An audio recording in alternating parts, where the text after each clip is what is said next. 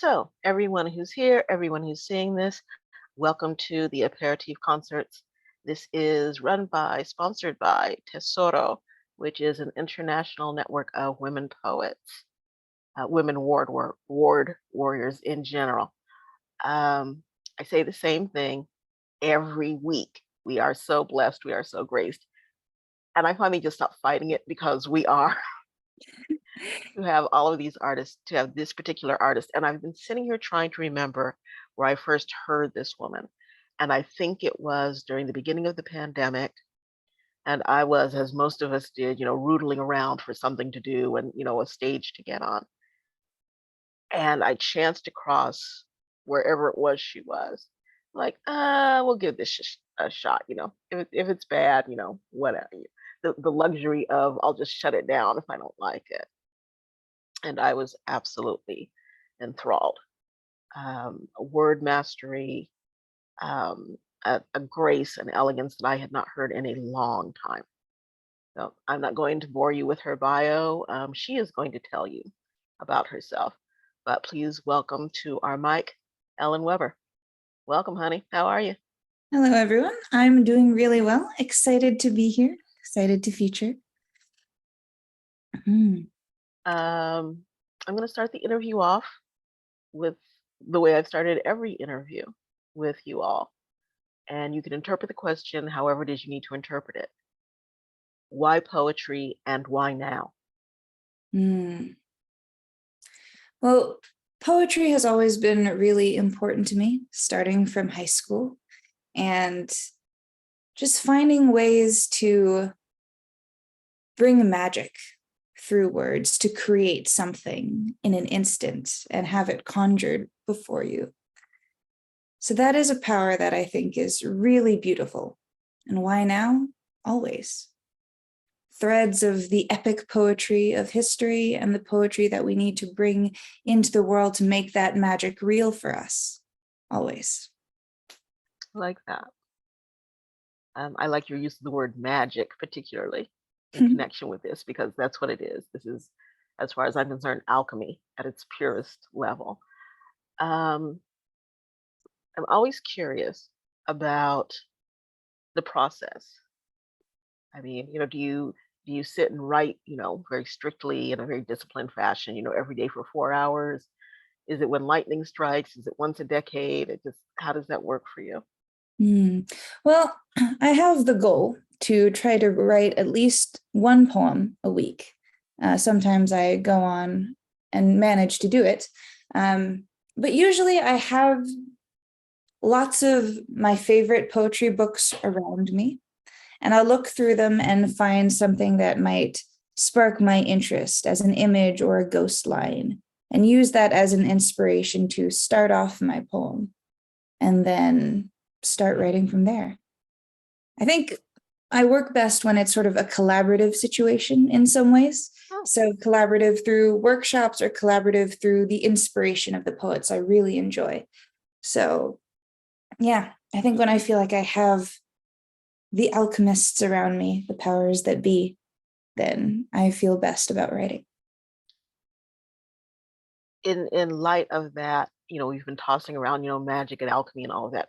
Is there a strong mystical / spiritual bent to what it is that you do? I think there's something within that for sure. Rachel McKibbins talks about the magic in poetry and that she's able to create something and transform it. Like something violent becomes the black dog that follows you. Something beautiful blooms and can burst out of your chest and then interact with the world around you. And you get that image right away. So pulling on folklore, pulling on what is beautiful in the self, and then making it into metaphor, making it into image and realities, as if we could make it physical, but we can in our minds. So that's where a lot of it comes from for me. Now, you said that you had really gotten into this in high school, which was what, 5 minutes ago? Or Oh, no, I graduated 10 years ago, or a little more than that now. But I went to an arts high school. So I had my regular academic classes and conservatory classes after that. So it was Mhm. kind of like taking community college literature classes every day. Okay. And I'd have different subjects, and I got to experience lots of different international writing, diverse work, classics and contemporary, short stories, plays, films, everything. So I got to have a wonderful taste of it. And poetry was my favorite thing to write. But I think I found my stride in college when I started attending the open mic Two Idiots Peddling Poetry at the Ugly Mug. And I've been going there for a very long time. I was just about to bring that up. Tell us about that.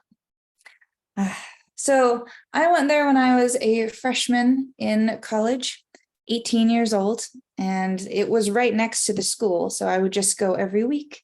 And I started to explore my own style, not really being inspired by the classics in the same way, just trying to find my own voice. And with that community, I felt a lot of the courage and inspiration to create more because I had friends that I could perform them for and see how it grows. So I think that is where like the community and the love really inspired me to keep on going and create and make connections with others. So that I was the Two find Idiots. that to be a really necessary component because until or unless somebody besides you loves what you're doing or loves what you're trying to do, it's a little bit tough out there in those streets sometimes. Yeah. Um, because it comes up so much, and because it's quite honestly a big piece and part of what I do. Talk to me about the role of poetry in politics, Mm. or do you think there even is one, or that it's necessary? Oh, it's absolutely important and necessary. Like poetry is a quick way to share your heart with the world. And with so many diverse voices sharing their heart with the world has to interact with the world. It engages with it. It responds to and grows or is damaged by it. So poetry and politics, absolutely important and necessary because we need to hear the voices. Politics is personal.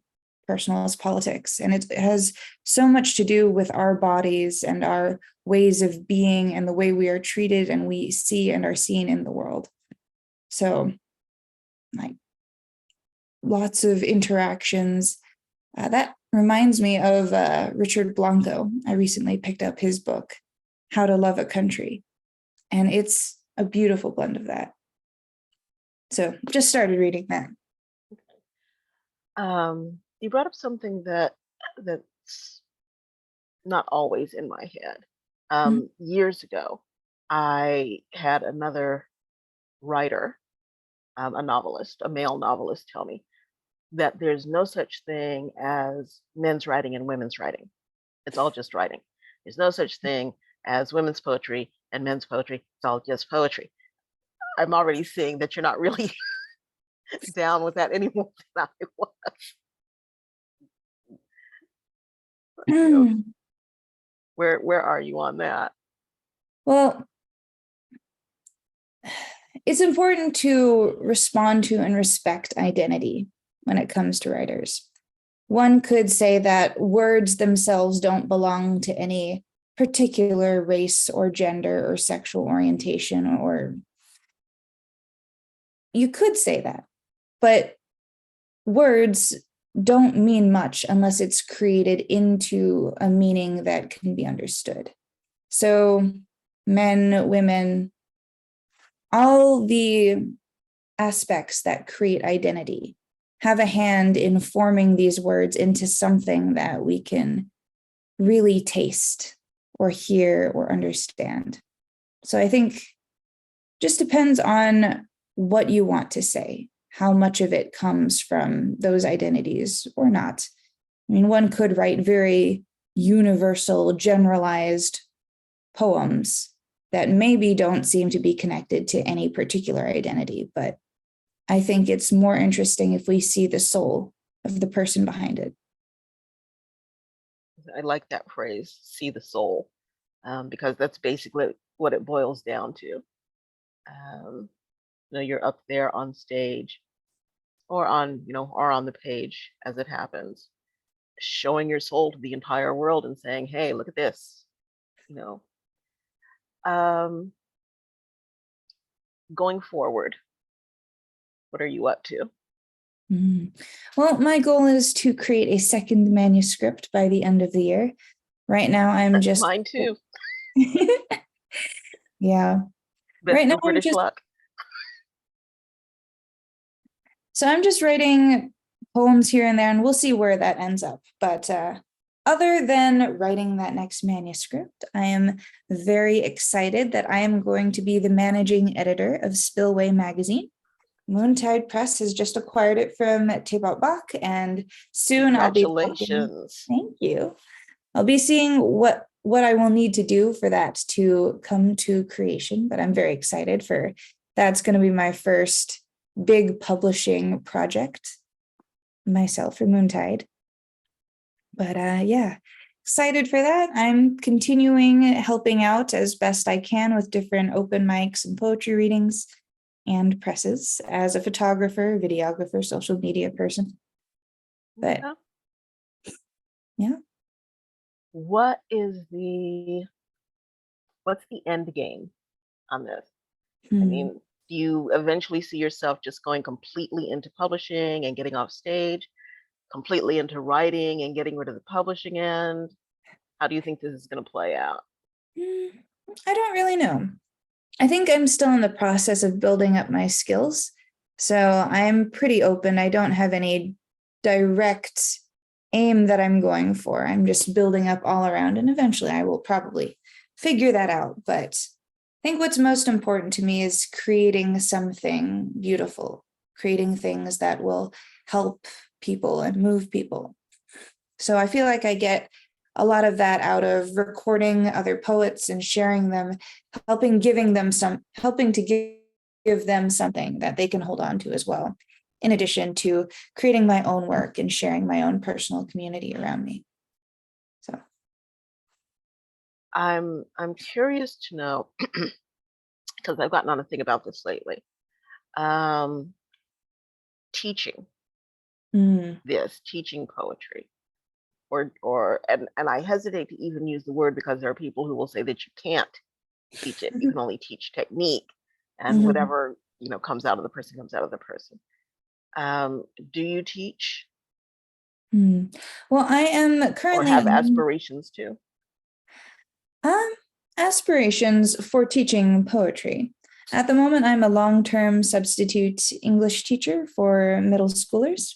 So with that process, I'm learning how to teach novels, at least in the school district's way. I'm seeing the types of materials that are coming to be, and I also get to see a lot of my friends teach workshops with poetry and see how that goes.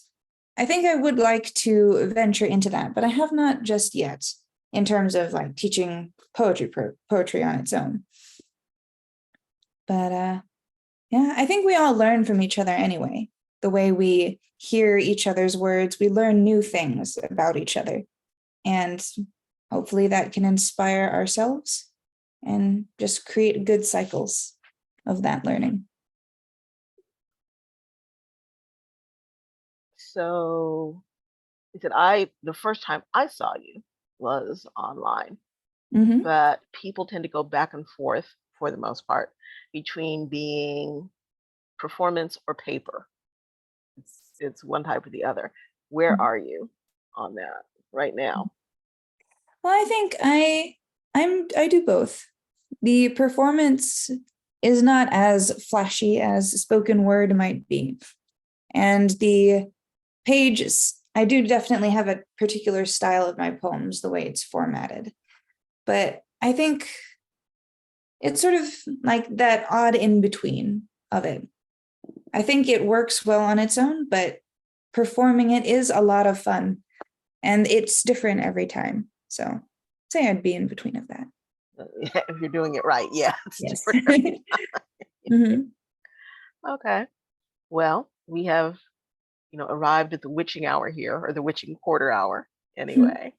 So, for the next few, honey, All about you. Do your thing. All right. Thank you. So I published a book, Burning Lake of Paper Suns. And for about a year after that, I was kind of stuck, not really writing as much because I was busy like doing readings, promoting the book. And now I would like to share some poems that may appear in the next volume.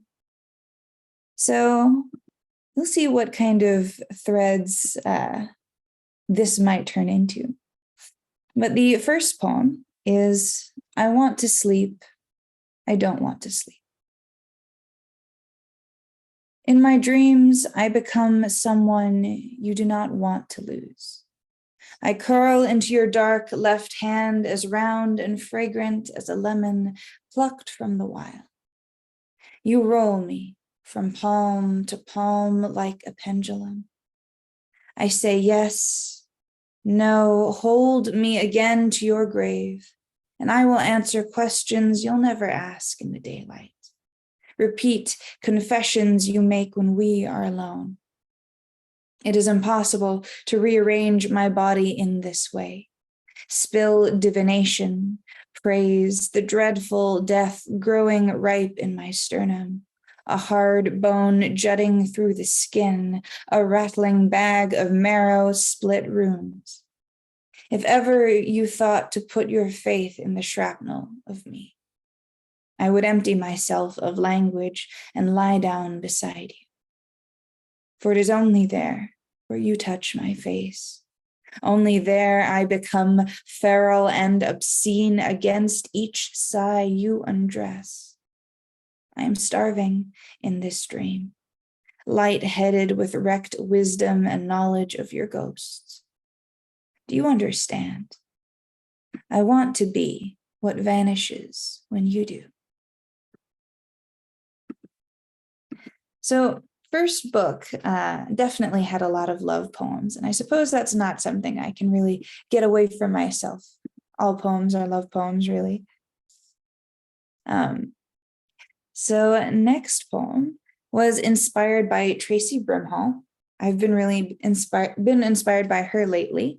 Her book, especially Our Lady of the Apocalypse, or Our Lady of the Ruins, inspired this one. So Our Lady of Apocalypse, starting with a line by Tracy Brimhall.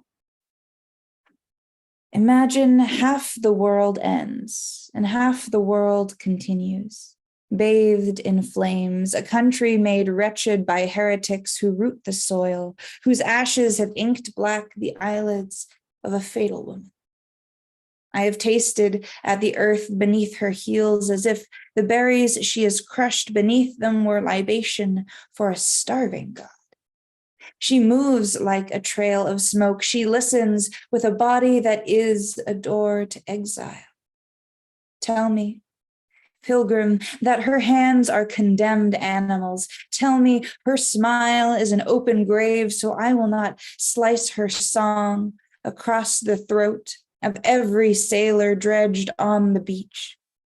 Imagine I do this. Instead of bringing her the dead men with blistered skins and maps tattooed upon them, imagine I do not watch her feet. Do not grow jealous of their salvation. I have a fugitive heart.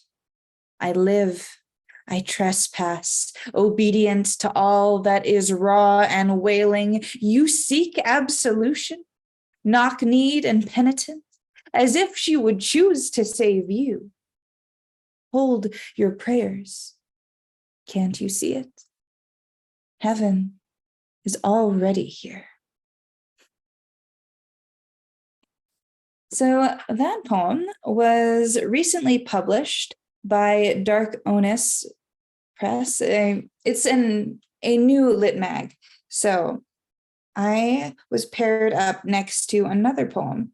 And reading that poem, I was like, I know that type of person. Definitely met him in the creative writing department of college. And so I wrote a response to that poem because there was some really good language in there. So this is called A Siren's Feast, in response to a poem by Sean Kirk. You named your ship the Hanged Man. Let yourself dangle upstream and down, each named soliloquy on your tongue a heretical elation. It is good to feel your laughter murmur through your stilling bloodstream, to drink the mirth of your spilled lungs, rich with brine and so many eels. I place your corpse hands on my hips just so, and pillage what is left of your marauding heart. Is it any wonder I crave these dying men, sucked and spit out in the sacred violence of the sea? It is eternal, this faithfulness to the rigor mortis, to the bloated body and the way it bursts like bubbles from a drowned lover's lips. So one of the themes that I have liked to write upon is love poems from supernatural or dangerous, monstrous women. And this is one of those. This next poem is inspired by politics and certain laws about what women can do with their bodies and what they would like to choose for themselves. In these days, we pick at the blue veins, snaking our wrists, our breasts as dark a river as any oil in the earth. We dig to find what our heartbeats know to be true, grow heavy-breathed, smearing red dust upon our thighs to bury the landing place where unwanted sons and daughters may be delivered should the ground break beneath our feet and leave us senseless from our obedience to the law. We gather at the river, wringing our clothes in our hands, backs bent like oxen over what will rip at the seams, when our bellies bloat, when we wax round like pomegranates before the bursting, before we vanish into syllables of blood and poppies and become what we want to forget.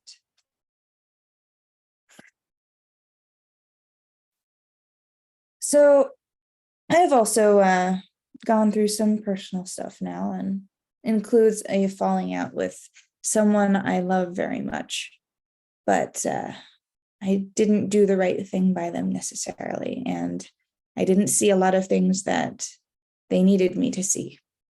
So, what renunciation taught me about your body? Bird-boned, hollow-cheeked, you are a dancer on knife point. You are a carver and a corkscrew, and I have driven you to violence. Every morning, I rethread my vocal cords, stitch up my lacerations with a green ribbon. Every night you pass a thorned rope through my throat so I cannot speak. Feed, so that I become a fasting girl, a wretched visionary amidst these acres of spoiled honey. I called you sister once.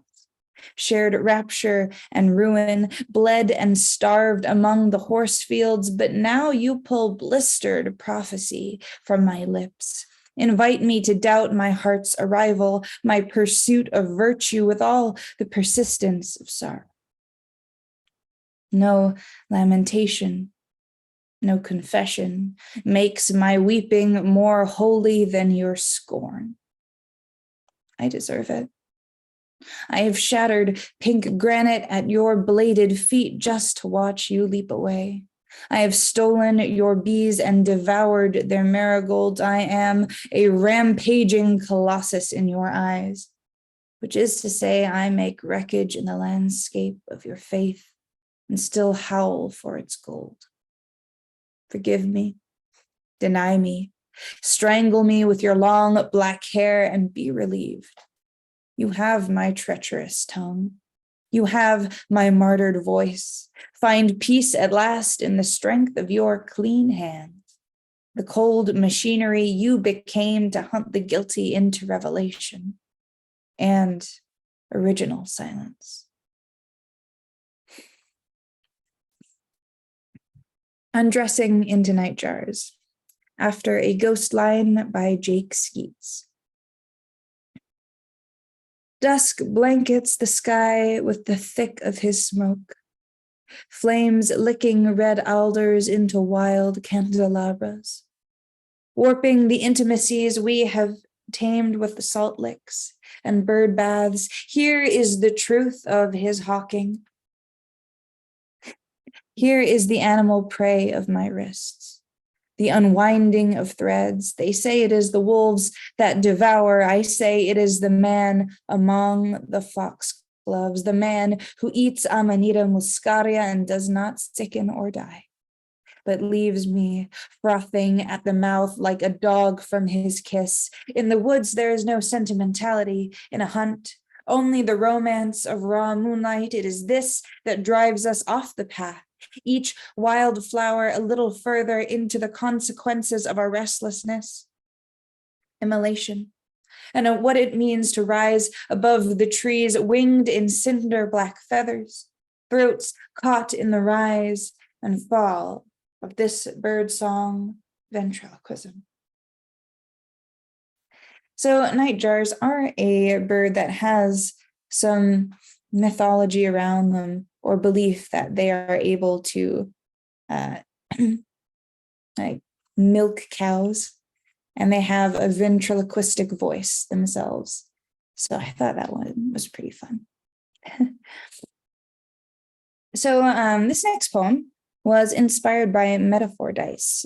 And metaphor dice is dice with different parts that you can create metaphors with. So you just roll them and put them together and see what comes out of it.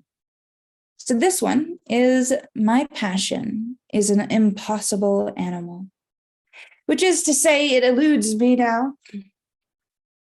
Sick and invisible in my veins as a specter, curling through my hip bones in a ghostly bloodletting.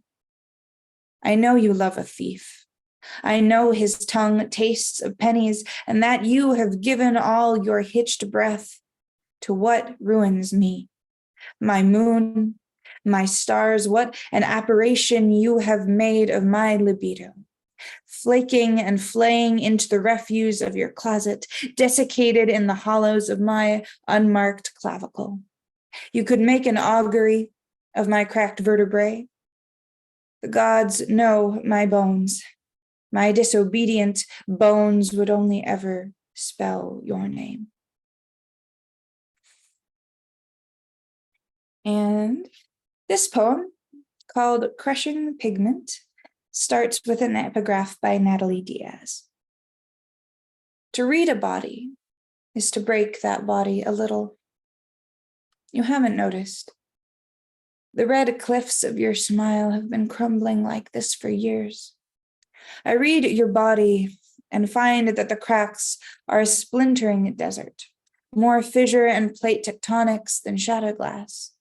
What you've lost, what you've dragged beneath each hurt is what I ache for. I can see it. The riverbed, the clay, what I could mold with my hands if I unraveled your throat, found the shore, the well, the water, and if you granted me a taste of it with your agate-cupped palms, one touch would earthquake it all. Split the body, give up the ghost, our borders crackling into dust and darkness I can't endure without the lift of your eyelids, without you knowing the scorpion flush of what stings my heels, whenever I pitch myself toward the revelations of your wasteland song. I did not know, and you could not tell me, the weight of your teeth, broken, bare tombstones of a grave mouth, chipped by a history of hammers I could never smooth, could not lick clean the red lines of your wrists or hold the wordless screams of your body quiet. Dysphoria, with her tender smile, had you then, splintered across where your breasts should have been, raked her nails and left you choking on the slivered apple of your throat. I did not speak the language of laceration, broken nose, chest crack, boot stomp, what kept you from being safe in my arms. I only know that you left me, so softly I did not hear your erasure until I plucked your tragedies from my eyes and freed us both from this unspoken promise.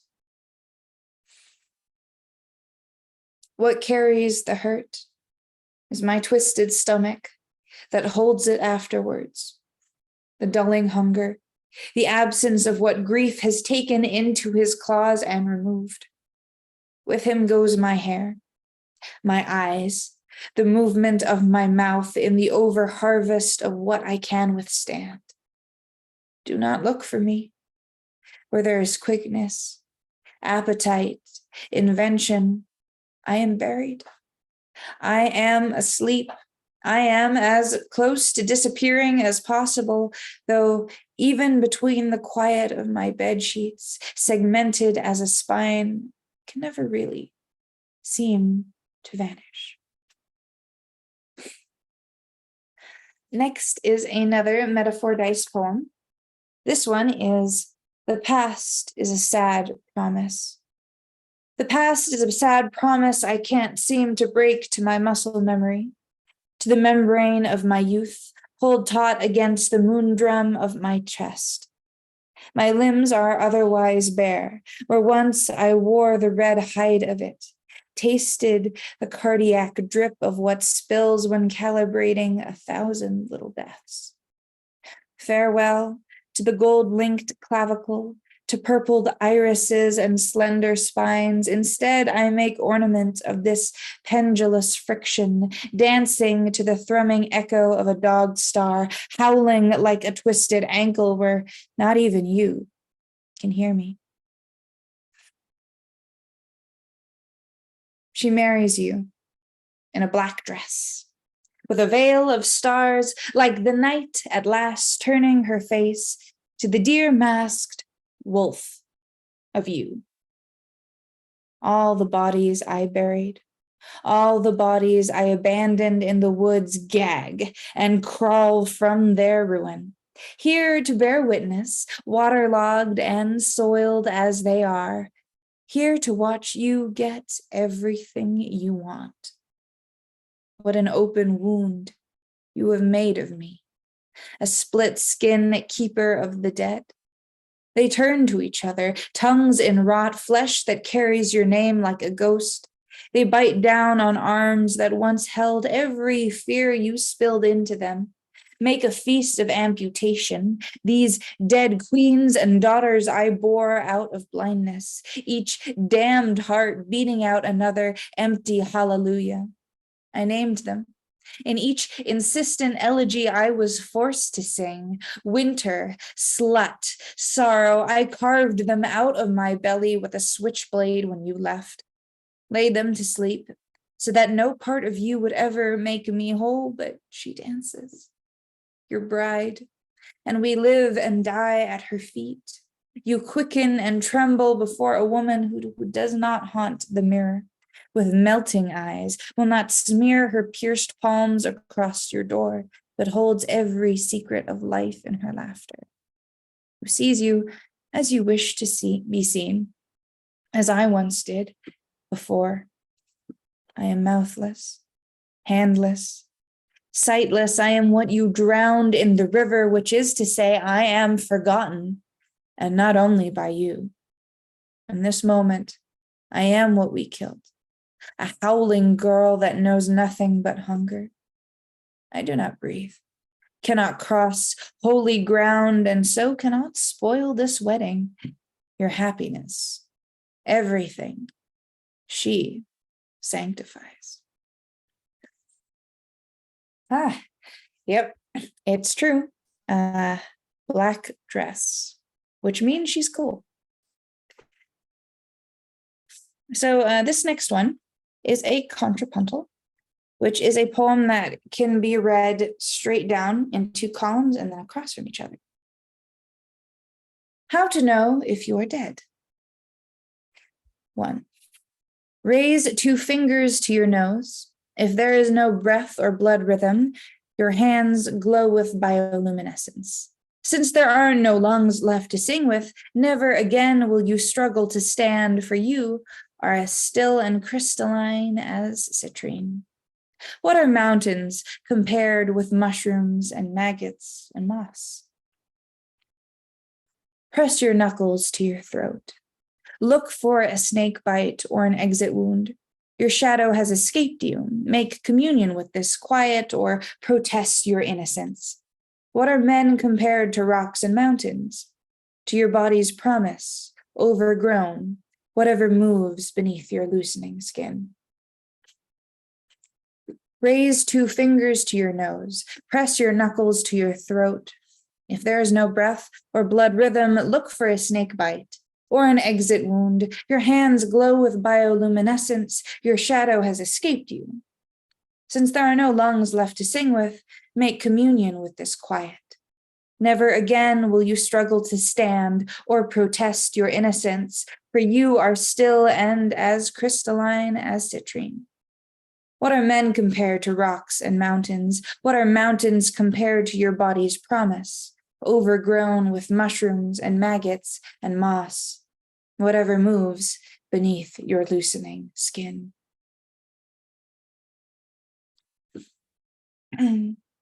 Leech wife, Pantoon. The many mouths of my body scalloped my skin with leech songs, until your salt and fire curled my paper tongue with a requiem. I carried a heretical hunger, my teeth sparking litanies of your name, yet I still came when you called. Let you enter me everywhere, until your salt and fire curled my paper tongue with a requiem. I did not taste my own wounding, was not instructed in damnation, yet I still came when you called. Let you enter me everywhere, like a fever that never breaks its silence, its delight. I did not taste my own wounding, was not instructed in damnation. I carried a heretical hunger, my teeth sparking litanies of your name, like a fever that never breaks its silence, its delight. The many mouths of my body scalloping my skin with leech songs. So that is the taste of a potential second manuscript to come. I'm going to go back towards my older manuscript, my book, Burning Lake of Paper Suns. I love the new stuff. Thank you. I feel like I need to buy that book right now. Just send me the proof pages, the galley pages right now. I'm not going to wait for the printout. Thank you. Well, it's not finished yet. It's just starting one. I don't care. Okay. Well, so with my original manuscript, it was about relationships that I have had. So growing from first love to a really beautiful love that didn't last, and then towards that end. And the what She Marries You in a Black Dress song is reference to that first one that also didn't turn out. So I'll pull poems that sort of read in from that. Little Hunger. I waited all through the night to hear him speak, devoured his shimmering, sipped at his words like black milk and holy water. I fed on his gurgling throat, took my fill of his cadaver, for I had been empty of experience, and I thirsted for raw organs. He split his skull, and no lover could have been richer. For this, I traded my first beating heart. For this, I traded my last working mind, my flesh for his flesh, my skin for his skin, one body knitted together so long as he stayed in my stomach, so long as I could gnaw and lick and chew and swallow. The voyeur. Quiet. From the other room, I watch you liquefy to brown butter, to syrup. I watch your throat bloom with asphodel, daffodil, bullet wound, your breath, such breath. I desire the scythes of your nails, your feast of moans, the throbbing songs of this pelvic glide like a wine-dark jaguar, with a plum, with a knife. To be on the other side. In the beginning, you wrote the answer, and my body burrowed into mud flats, and the pools of my eyes charcoaled my mouth, sorrowing in the silence of the drowned. It was this I had been waiting for, a portrait of the monster I was to become. Your kiss made my mouth a bottle green lake. Your touch planted sweet grass down my spine. I never want to treat you badly.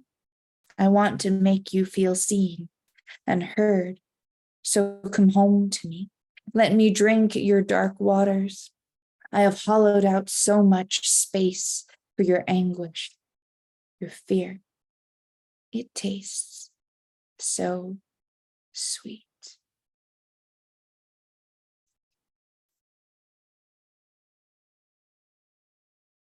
And in the end, an alternate history of first love. I have my whimpered way with his hands, his endless mouth, and I leave. Before sunrise, before he deceives me with an overflow I mistake for divine honesty. In this one, I refuse the charcuterie of his grief, his yearnings, his way of rooting out the sad girl in every monstrous.